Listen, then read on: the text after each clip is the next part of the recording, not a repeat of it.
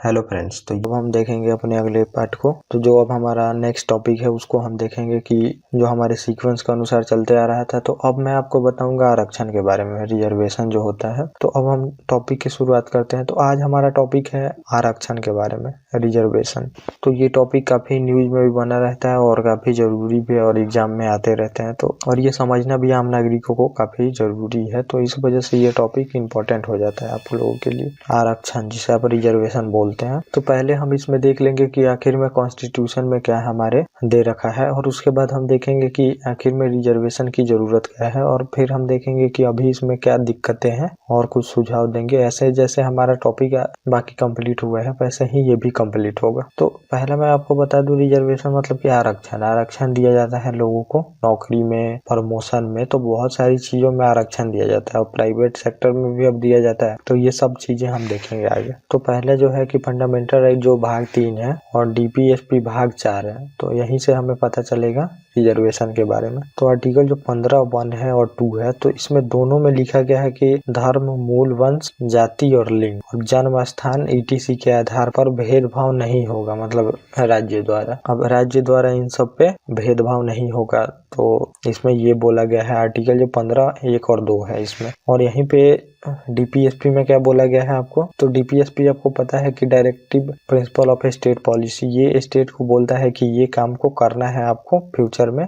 और fundamental right state के लिए निगेटिव कॉन्सेप्ट माना जाता है कि स्टेट को मना करता है काम करने के लिए। तो जो डीपीएसपी में है इसमें बोला गया है कि शेड्यूल कास्ट और शेड्यूल ट्राइब, मतलब कि अनुसूचित जाति और अनुसूचित जनजाति प्लस अन्य दुर्बल जो वर्ग है, अदर बैकवर्ड क्लास के लिए विशेष उपबंध करो। तो अब देखिए यहाँ पे तो बोला जा रहा है कि जाति, मूल वंश और लिंग आदि के आधार पे भेदभाव नहीं करना है स्टेट को। और यहीं पे बोला जा रहा है दूसरा कि अन्य दुर्लभ वर्ग और एससी एसटी के लिए तुम विशेष उपबंध करो, यानी कि मतलब आरक्षण दो उनके वेलफेयर के लिए। तो अब यहाँ पे द्वंद्व नजर आता है, जैसे कि अब राज्य शेड्यूल कास्ट के लिए विशेष मतलब कि उसमें प्रोविजन करे, तो ये बोला जा रहा है। और यहीं पे आप देख रहे हैं कि यहाँ पे बोला जा रहा है कि जाति के नाम पे राज्य द्वारा भेदभाव नहीं किया जा सकता। और यहाँ पे जो शेड्यूल कास्ट है, तो कास्ट मतलब तो जाति ही होता है, और यहाँ पे बोला जा रहा है कि भेदभाव करो, मतलब कि अब उनको विशेष प्रोविजन दो, तो भेदभाव तो होगा ही वहाँ पे। तो यहाँ पे अब द्वंद्व नजर आता है। तो यहाँ पे हुआ कि जैसे कि देख लीजिए अब ये पार्ट 3 और पार्ट 4 में टकराव फिर से उत्पन्न हो गया। तो मैंने जो फंडामेंटल राइट और डीपीएसपी में ये सब चीजों में बता चुका हूँ आपको, जो कॉन्फ्लिक्ट बिटवीन डीपीएसपी और एफआर होता था, और फंडामेंटल राइट में भी मैंने आपको बताया था, और बेसिक स्ट्रक्चर केस 1 भारतीय, ये सब सारी केस बता दी गई है। तो वहां से भी आप समझ सकते हैं आरक्षण के बारे में ही, वहां से भी सवाल उठा था कुछ। और यहीं पे लिखा गया है आर्टिकल जो 29 है, इसमें भी है कि नामांकन आदि में भेदभाव नहीं किया जा सकता पार्ट 3 में। तो अब यहाँ पे तो बोला जा रहा है कि आप भेदभाव करो। तो जब आरक्षण होता है तो नामांकन वगैरह में भी आरक्षण दिया जाता है, एडमिशन में भी, जॉब में भी दिया जाता है, प्रमोशन में भी दिया जाता है। तो अभी इसमें 29 में बोला गया है कि नामांकन आदि में भी भेदभाव नहीं करना है। और यहीं पे अब बोल रहा है कि शेड्यूल कास्ट और शेड्यूल ट्राइब प्लस अन्य जो भी दुर्लभ वर्ग है उनके लिए तुम विशेष मतलब प्रोविजन करो, उनको आरक्षण दो, इसमें बोला जा रहा है स्टेट को। तो अब स्टेट ने क्या किया कि, और यहीं पे एक आर्टिकल हम देख लेते हैं 15(3) भी। तो इसमें बोला गया है कि महिलाओं प्लस बच्चों के लिए विशेष उपबंध हो सकता है, मतलब विशेष प्रोविजन हो सकता है महिलाओं और बच्चों के लिए। तो इसमें ये तो बोला गया है कि धर्म, मूल वंश, जाति और लिंग, जन्म स्थान के आधार पे भेदभाव नहीं किया जा सकता है राज्य द्वारा, मतलब स्टेट द्वारा। लेकिन अब यहीं पे 15(3) में लिख दिया गया है कि महिलाओं और बच्चों के लिए विशेष उपबंध हो सकता है। तो अब हुआ क्या कि अब गवर्नमेंट ने आरक्षण दे दिया, तो एडमिशन में आरक्षण दे दिया गया। तो जो मद्रास केस हुआ था, तो ये चंपक्कम दोराई राजन जो थी मद्रास की, तो ये लेडीज थी एक। तो मेडिकल कॉलेज का ये मुद्दा था। तो मेडिकल कॉलेज में ये एडमिशन के लिए गई, लेकिन वहाँ पे सीट रिजर्व था और जिस वजह से इनको एडमिशन मिला नहीं। तो ये हम देख लेते हैं केस क्या हुआ था। चंपक्कम दोराई राजन बनाम मद्रास 1951 में। तो हुआ क्या कि इसमें ये थी मेडिकल कॉलेज में नामांकन का मामला था। तो इनको मेडिकल कॉलेज में एडमिशन नहीं मिला था आरक्षण के वजह से। तो एक सीट जो खाली थी, तो इसमें इनको बोला गया कि अब ब्राह्मण की सीट खाली नहीं है। तो पहली बार इसमें आरक्षण दिया गया था, तो इसमें बोला गया इनको कि जो सीट है वो अब खाली नहीं है, और ब्राह्मण जाति से ये थी तो जनरल में आई उसमें, तो इनको एडमिशन मिल नहीं पाया। तो अब यही केस जाएगा सुप्रीम कोर्ट में कि आरक्षण हो सकता है कि नहीं। इसमें ये बोला जाएगा कि आपने दोनों तरफ तो देख लिया कि एक तरफ डीपीएसपी में बोला जा रहा है कि विशेष प्रोविजन करो और यहीं पे फंडामेंटल राइट में स्टेट को रोक रहा है। तो अब स्टेट करे क्या इसमें, ये अब सुप्रीम कोर्ट क्लेरिफाई करेगा। तो जो चंपकदोराई राजन थी वो चली गई पहले तो हाई कोर्ट में आर्टिकल 15 और 29 को बोल के कि केस की ये कि मतलब हाई कोर्ट में फैसला इनके फेवर में आया। तो 15-29 जो मैंने ऊपर बताया आपको कि महिलाओं और बच्चों के लिए विशेष उपबंध हो सकता है। तो 15 मैंने ऊपर बताया कि धर्म, मूल वंश और जाति, लिंग, जन्मस्थान आदि के आधार पर भेदभाव नहीं किया जा सकता है। और 29 में बोला है कि नामांकन आदि में भी भेदभाव नहीं किया जा सकता है। तो इस आधार पर इन्होंने हाई कोर्ट में पिटीशन फाइल किया और इसमें हाई कोर्ट ने इनके फेवर में फैसला दिया। मतलब कि इनमें आप सिंपली समझ ले कि बोला गया कि रिजर्वेशन आप नहीं दे सकते हैं, क्योंकि पहले जो मानसिकता थी उस टाइम थी कि फंडामेंटल राइट सबसे ऊपर है। तो बाद में जब धीरे धीरे डीपीएसपी को भी तवज्जो दिया जाएगा, लेकिन पहले फंडामेंटल राइट को ज्यादा तवज्जो दिया जाता था। तो इस वजह से ये रिजर्वेशन जो गवर्नमेंट ने दिया था इसको स्टक डाउन कर दिया गया है। और फिर ये सुप्रीम कोर्ट में मामला चला गया और सरकार ने बताया ये सब बात कि अब हम रिजर्वेशन कैसे दे। यहाँ पे मतलब आर्टिकल 46 में बोला जा रहा है कि SC ST और अन्य जो भी पिछड़ा वर्ग है उनके लिए आरक्षण दो, मतलब कि उनको ऊपर ले जाने का कोशिश करो। तो अब कोशिश कैसे करोगे, आरक्षण देके ही। तो अब ये बताया गया सुप्रीम कोर्ट से सरकार द्वारा, लेकिन सुप्रीम कोर्ट उस टाइम तो नैरो माइंडेड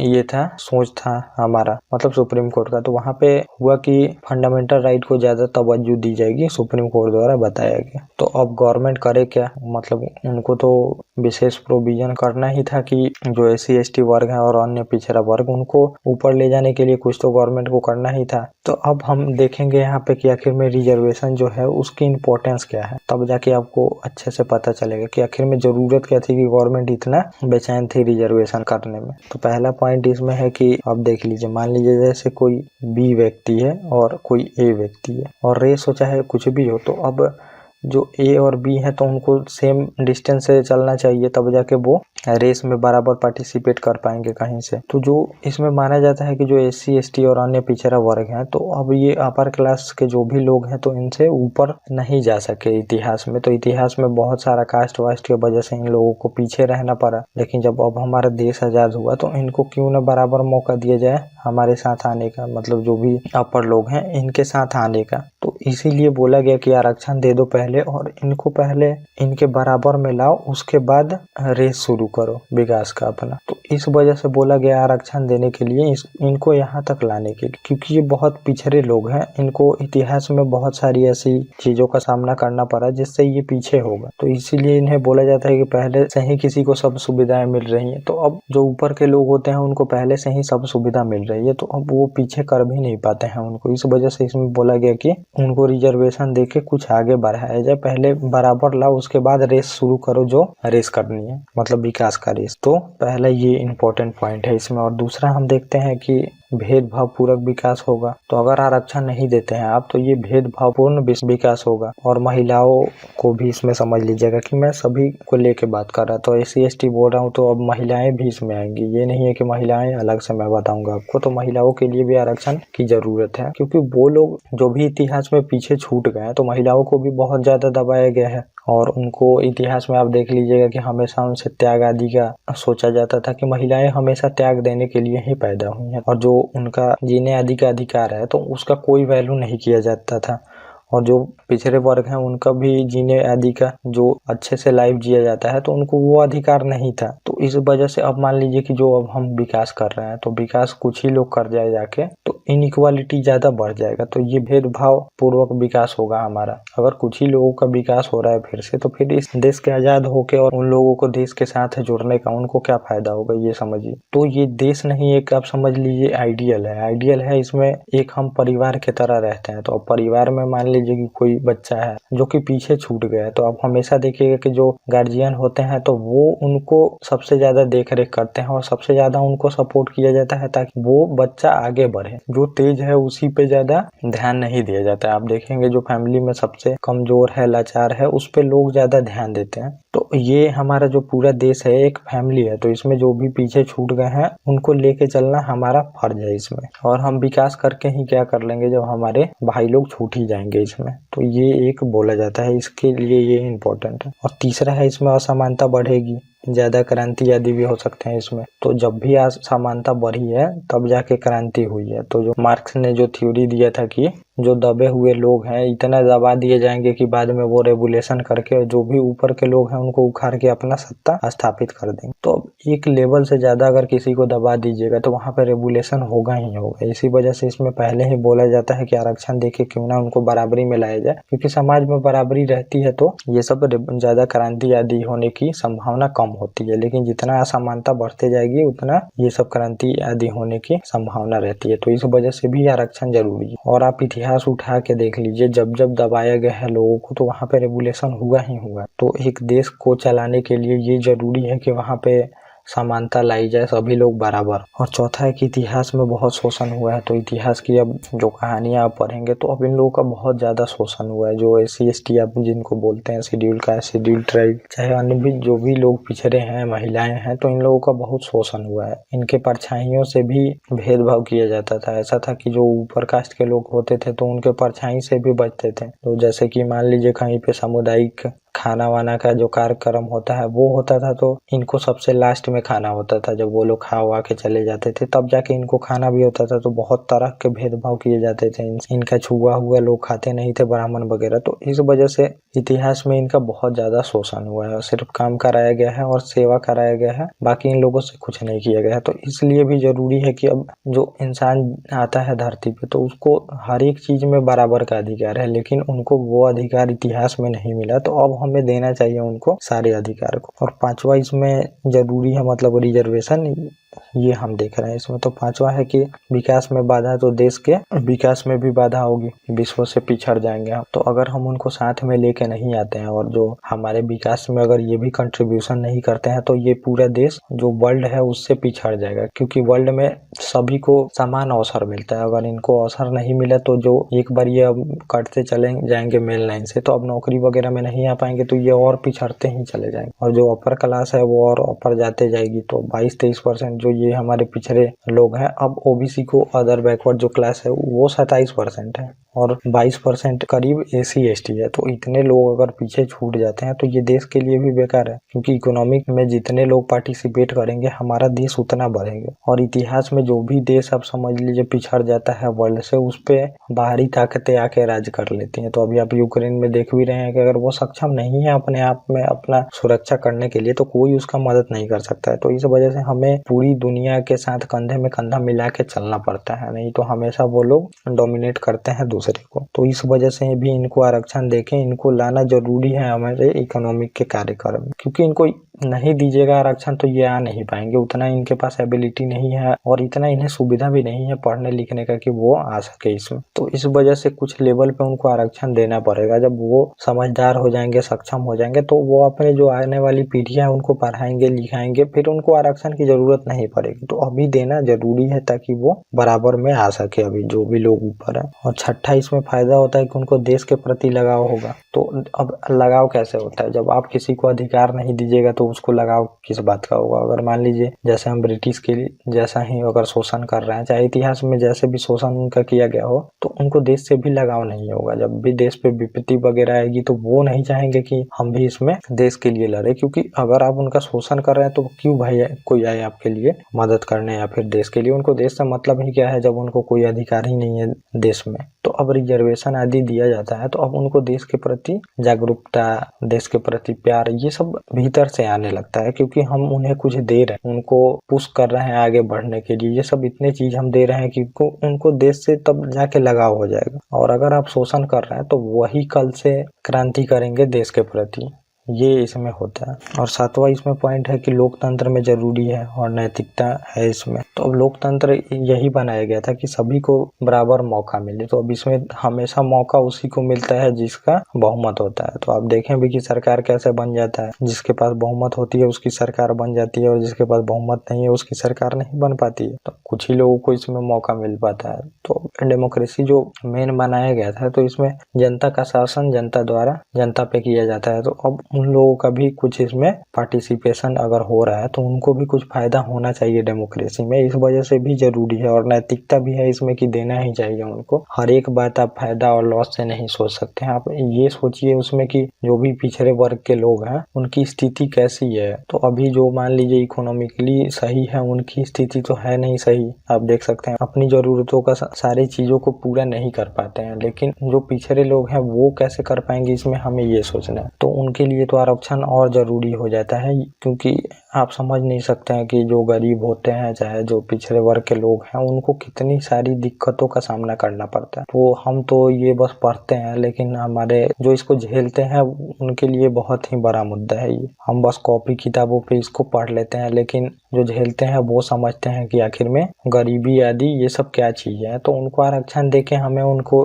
पुश करना ही चाहिए। और 8वां है कि विश्व में वर्ग समस्या है, हमारे यहाँ जाति आधारित समस्या है। तो सबसे बड़ा पॉइंट यही है कि जो विश्व में है तो वो वर्ग है मतलब क्लास। तो वहाँ पे देखा जाता है कि आप इकोनॉमिकली पीछे हैं, लेकिन यहाँ पे आप देखिएगा कि आप इकोनॉमिकली तो पीछे हैं ही, लेकिन आप पे एक जाति का भी टैग लगा हुआ है। तो आज जो निचली जाति का है वो कितना भी इकोनॉमिकली अपर हो जाता है, लेकिन उनको उस लेवल का नहीं दिया जाता है इज्जत आदि जो देना चाहिए, क्योंकि उसमें बोला जाता है कि कितना भी तुम कमा लो उसमें तुम्हारा जात थोड़ा ही चेंज हो जाएगा। इसमें ये दिक्कत है। तो बहुत सारे लोग बोलते हैं कि इकोनॉमिक के आधार पे आरक्षण देना चाहिए, लेकिन भारत में वो मुद्दा है ही नहीं जो आप लोग समझते हैं कि इकोनॉमिक के मद्देनजर आरक्षण देना चाहिए। क्योंकि यहाँ पे कास्ट है, कास्ट कभी भी आप चेंज नहीं कर सकते। आप कितना भी आरक्षण दे दे, वो कितना भी ऊपर चला जाए, लेकिन लोगों की मानसिकता है वो चेंज नहीं हो सकती उसके प्रति, क्योंकि लोगों के मन में बैठा है कि ये निचली कास्ट का है। तो वो भले ही अरबपति हो जाए करोड़पति हो जाए तब भी उससे भेदभाव किया ही जाता है समाज में। तो समस्या ये है। तो बाकी जो कंट्री है उसमें कि इकोनॉमिकली लोग पीछे हैं, उसमें उनको अगर इकोनॉमिकली सरकार कल आके बोलती है कि इनको सबको बराबर कर दिया जाएगा, मतलब कि इनको फंड दिया जाएगा, तो वो बराबर हो जाएंगे। लेकिन अगर सरकार आके कल भी हमारे यहाँ बोलती है कि सबको बराबर कर दिया जाएगा और हम इतना इतना लोगों को फंड देंगे जो गरीब और पिछड़ा वर्ग है, तब भी ये समस्या दूर नहीं होने वाली है। हमारे यहाँ कास्ट का प्रॉब्लम, तो इस वजह से हमारे यहाँ ज्यादा रिजर्वेशन की जरूरत है और इसी वजह से इसको लाया गया है कि अब हम कास्ट का टैग तो नहीं मिटा सकते हैं, लेकिन कम से कम उसको इकोनॉमिकली तो ऊपर करो, बराबर लाओ। कम से कम इकोनॉमी मतलब कि जो जरूरत की चीजें होती हैं वो पूरा कर पाए। भले ही कास्ट आप पीछे मत करो, लेकिन कम से कम उसको इतना तो सक्षम बनाओ कि वो लोग खा पी सके, आपके थोड़ा मोड़ा तो बराबर में आ सके जो भी ऊंची जाति के लोग हैं उनके फेवर में। और जो ये रिजर्वेशन है ये परमानेंट नहीं दिया गया था। इसमें बोला गया था कि जब भी अब आगे शिक्षा बढ़ती जाएगी, लोग समझदार होते जाएंगे, जब ये लोगों को लगने लगेगा कि कास्ट वास्ट नाम का कोई चीज नहीं है, तब हम इसको हटा देंगे, तब तक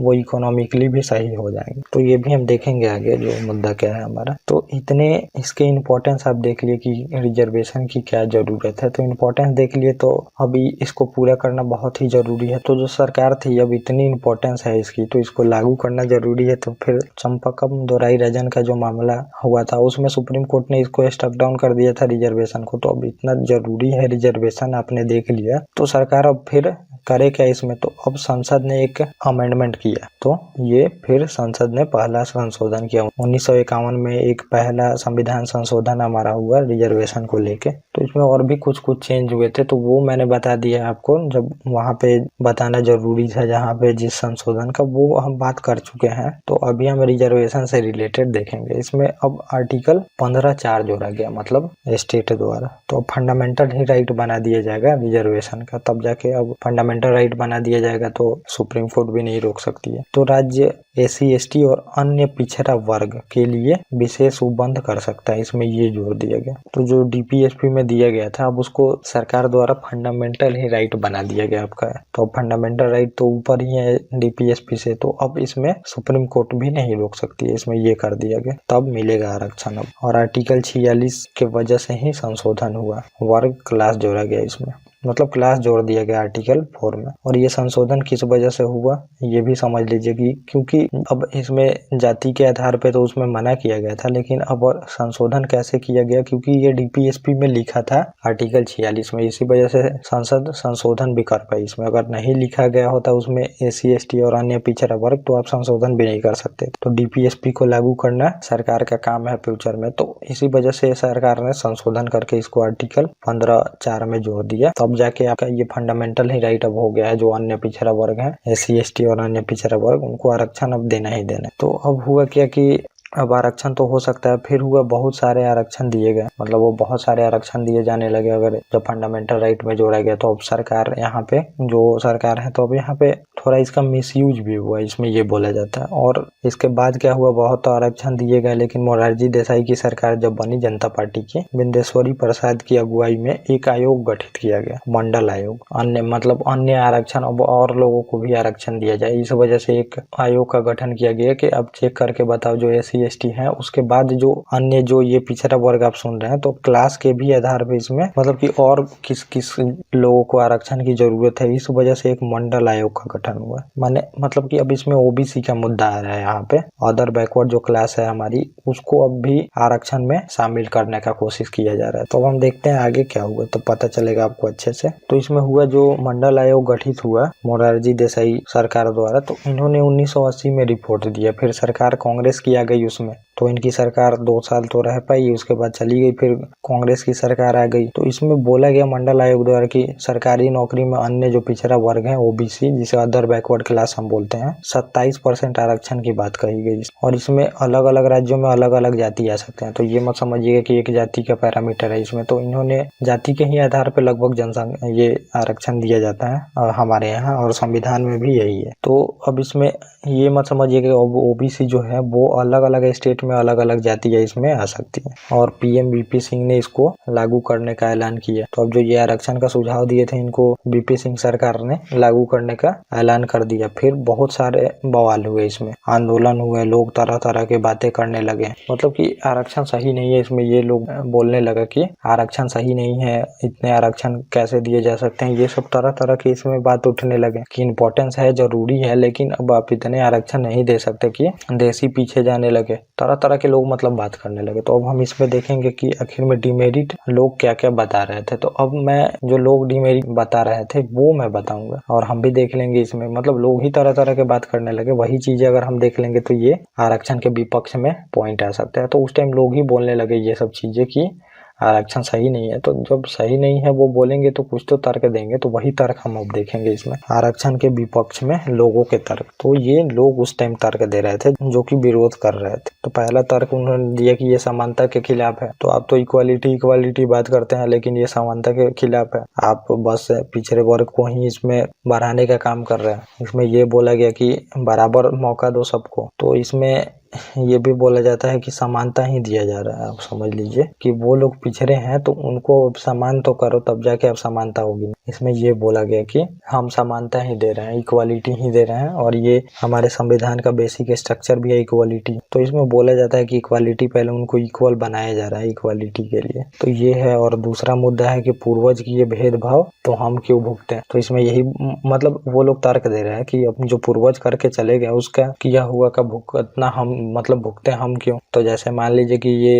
इंग्लैंड है, तो इंग्लैंड अब पूरे विश्व पे राज किया है, तो उनके पूर्वज किए थे, अगर अब अभी वो जो राज किए थे उनका बदला हम अगर उनके अभी पीढ़ी से ले ले तो बहुत दिक्कत हो सकता है। ये कैसे हो सकता है, इसमें ये बोला गया। तो अगर अब चाहे जो देश, तो बहुत सारे देश में ये कैपेबिलिटी है कि वो इंग्लैंड से बदला ले भी सकता है जो उनके पूर्वज किए हैं। तो वो लोग तो बहुत ज्यादा शोषण किए हैं, बहुत ही दुर्व्यवहार, मतलब बहुत हद से ज्यादा वो किए हैं। तो अब उनका जो पूर्वज किए हैं उसका बदला उनसे क्यों लिया जाए, इसमें ये बोला जाता है। मतलब लोग इसमें तर्क दे रहे थे कि जो पूर्वज हमारे करके चले गए भेदभाव, तो उसका सामना मतलब उनका किया हुआ हम क्यों भुगते। तो इसमें ये भी बोला जाता है कि जो पूर्वज हैं उनका किया हुआ तो आप शान से ले लेते हैं कि हम इस कास्ट के हैं, हम इतने बड़े हैं, हमारे पूर्वज ये थे वो थे। तो वो लेने के लिए तो सभी आगे रहते हैं कि हमारा इतिहास बहुत गौरवशाली है। लेकिन अब ये लेने के लिए कोई नहीं तैयार है कि उनके पूर्वज जो करके गए हैं गलतियां, उनको सुधारने का कुछ हम प्रयास करें। इसमें चाहे जितनी भी प्रॉपर्टी वगैरह है वो सब लेने के लिए तो लोग तैयार है, लेकिन ये कोई अपने आप पे नहीं लेना चाहता है कि जो हमारे पूर्वज गलती करके गए हैं उनको हम कैसे सुधार सकते। तो एक ये भी मुद्दा हो सकता है। और तीसरा इसमें है कि बोला गया कि योग्यता के खिलाफ है ये। तो आर्टिकल 335 में भी लिखा गया है कि प्रशासनिक क्षमता में कोई समझौता नहीं करना है। तो ये डॉक्टर अंबेडकर ने लिख भी दिया था कि जो एडमिनिस्ट्रेटिव इफिशियंसी है वो कम नहीं होनी चाहिए। अब कितना भी आरक्षण दे दे उससे देश पे प्रभाव नहीं पड़ना चाहिए। तो इसी वजह से आप देखते होंगे कि आर्मी वगैरह में आरक्षण नहीं दिया जाता है, क्योंकि सेना में आरक्षण देने से वो एडमिनिस्ट्रेटिव इफिशियंसी में कमी आ सकती है। ये सब सेंसिटिव मुद्दा है, तो वहाँ पे आप आरक्षण मत दो जहाँ पे देश को खतरा हो। ये आर्टिकल में भी लिख दिया गया वहाँ पे। और मान लीजिए कि वो दलित थे भीमराव अंबेडकर, और आप समझ लीजिए कि वो दलित के खिलाफ में ही ये आर्टिकल लिख दिए हैं, तो उनमें बहुत गट्स था कि ये लिख दिए। तो अब हम आगे देख लेते हैं, आप और भी पॉइंट ऐड कर लेते हैं। तो फिर हुआ क्या कि इतने डिमेरिट लोग जो द्वारा बताए जाते थे, तो अब इसको चैलेंज किया गया। जो ओबीसी का मुद्दा था, Indira Sahni case supreme court में 1992 में इसको चैलेंज कर दिया गया। अदर जो बैकवर्ड क्लास को दिया गया था आरक्षण, और इसमें लोगों द्वारा बोला गया कि जाति के आधार मतलब जाति का आधार बना के सिर्फ आरक्षण नहीं दिया जा सकता है। तो ये जो ओबीसी डिफाइन होती है तो अब जाति के आधार पे ही होती है हर एक स्टेट में। तो इसमें बोला गया कि आप जाति के आधार पे नहीं दे सकते हैं, आप जिसको जरूरत है आरक्षण का उसको दें। मतलब कि अगर पिछड़ा वर्ग मान लीजिए जो जनरल कैटेगरी में है उसको भी दीजिए अगर वो पिछड़ा है। तो इसमें ये बोला गया। अब यहाँ पे थोड़ा सा आप आंकड़ा देख लीजिए कि जो शेड्यूल कास्ट और शेड्यूल ट्राइब है तो लगभग 22.5% लोग हैं, और ओबीसी जो है वो 27% हो गया, और इकोनॉमिकली वीकर सेक्शन तो 10% इसको आरक्षण दिया है मोदी सरकार ने अभी। तो ये लगभग 60% हो गया। तो ये ज्यादा है, इसमें ये बोला गया कि बहुत ज्यादा हो गया आरक्षण। और सुप्रीम कोर्ट ने बोला कि जो ये इकोनॉमिकली वीकर सेक्शन को मोदी सरकार ने अभी आरक्षण दिया है अमेंडमेंट करके, तो पहले ही ये इंदिरा साहनी केस में बोला था कि इकोनॉमिकली वीकर सेक्शन के लिए जरूरी नहीं है, संविधान में यह नहीं दिया गया। मतलब संविधान में यह है ही नहीं कि इकोनॉमिकली वीकर सेक्शन को देना है। तो वहाँ पे कास्ट को क्राइटेरिया रखा गया है, क्योंकि मान लीजिए कि वर्ग तो आप मैंने बताया जैसे आप बदल सकते हैं, इकोनॉमिकली लोग बदल सकते हैं कमा के, लेकिन कास्ट को नहीं बदला जा सकता है कभी। इस वजह से आरक्षण दिया गया है, क्योंकि कास्ट लोगों की मानसिकता चेंज करनी है कास्ट को, क्योंकि कास्ट कभी चेंज नहीं हो सकता। इकोनॉमिकली आप तो आज आपके पास पैसा नहीं है, कल हो सकता है, लेकिन कास्ट आपका नहीं बदला जा सकता। तो इस वजह से इनको आरक्षण दिया गया है, ताकि थोड़ा मोड़ा तो लोगों का मानसिकता चेंज होगा जब इकोनॉमिकली ये ऊपर आएंगे। तो अभी कहीं कहीं होता भी है, मानसिकता चेंज भी होता है कि आप देखते हैं कि जैसे वो लोग अगर जो पिछड़े वर्ग है वो थोड़ा इकोनॉमिकली अच्छे हो जाते हैं तो थोड़ा बहुत उनका इज्जत किया जाता है, लेकिन उतना इज्जत नहीं किया जाता है। अभी भी भेदभाव होते हैं, चाहे वो कितना भी पैसा कमा ले उनसे भेदभाव होता ही होता है, ये आप ध्यान में रखिए। और इसमें ये भी आप मुद्दा एक देख लीजिए, जो बोलते हैं कि आरक्षण के बाद मतलब खिलाफ में, तो आरक्षण आप समझ लीजिए उनको तो जरूरी है ही है। मान लीजिए जो आप बड़े कास्ट के लोग हैं चाहे जो भी हैं, तो वो लोग अपने बच्चे को पढ़ाते हैं प्राइवेट स्कूल में, वो बेचारे अपने सरकारी में भी नहीं पढ़ा पाते हैं, और सरकारी में कैसा एजुकेशन मिलता है आप वो भी देखते हैं। और जो अपर कास्ट के लोग हैं वो आप देखिएगा कि पढ़ाने अपने बच्चे को भेजेंगे बहुत बड़े बड़े शहरों में, बहुत बड़े बड़े कोचिंगों में, और ये लोग हैं तो वो कोचिंग तो कर ही नहीं पाते हैं खुद से, इनके पास तो किताब खरीदने का भी पैसा नहीं होता है। अब सेल्फ स्टडी करके, और वो जो प्राइवेट में पढ़ा है और ये जो सरकारी में पढ़ा है, और जाके वो जो बड़े शहरों में पढ़े हैं उनसे ये कैसे कम्पीट कर पाएगा, ये भी आप लोग सोचिए। तो इस वजह से यहाँ पे इनको आरक्षण की जरूरत है, वो सेम ही हो जाता है आप समझिए। तो जो उनको आरक्षण दिया गया है और वो जिसे आरक्षण नहीं दिया गया है उसको सुविधा भी तो ज्यादा मिल रहा है, ये भी तो देखिए आप। और इसमें सुप्रीम कोर्ट ने बोल दिया कि आरक्षण जायज है, और इसमें हुआ था प्रमोशन तक भी आरक्षण दिया गया था। तो वहां तक भी सुप्रीम कोर्ट ने बोला कि प्रमोशन में तो आरक्षण नहीं दिया जाएगा, लेकिन फिर पार्लियामेंट ने इसको पलट दिया और लॉ बना के प्रमोशन में भी आरक्षण दिया जा सकता है, क्योंकि इक्वालिटी बेसिक स्ट्रक्चर है संविधान का। इसी वजह से आरक्षण जरूरी है, क्योंकि इक्वल बनाया जा रहा है। ये आपका राइट है